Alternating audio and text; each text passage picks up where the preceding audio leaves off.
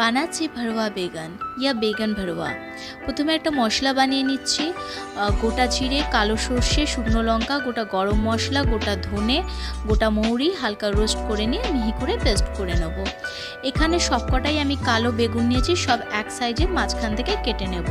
মশলাটাকে পিষে নেবার পর আর একটা মশলা বানিয়ে নিচ্ছি। 2 চামচ মতন টক দই, বানানো মশলা, স্বাদ অনুযায়ী নুন, হলুদ আর অল্প কসুরি মেথি ভালো করে মিক্স করে নিয়ে বেগুনের মাঝখানে দিয়ে দেবো।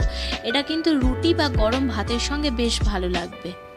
সেম প্রসেসে বাকি বেগুনের ভেতরে মশলাটাকে দিয়ে দেবো। ফ্রাই প্যান গরম হয়ে গেলে সর্ষে তেলে দিয়ে দেবো 1 চামচ মতন হিং, হলুদ গুঁড়ো, গোটা জিরে, কারি পাতা দিয়ে বেগুনগুলো ঢাকনা দিয়ে এপিঠ থেকে ওপিঠ খুব ভালো করে ভেজে নেব। অনেকে এটা ড্রাই করে খায়, বাট আমি এটা যেহেতু স্টিম রাইসের সঙ্গে ট্রাই করব বলে অল্প গরম জল দিয়ে খুব ভালো করে ফুটিয়ে নিয়েছি। জাস্ট নাবানোর আগে বাকি মশলাটাকে দিয়ে বাস আমাদের রেডি ভরোয়া বেগুন।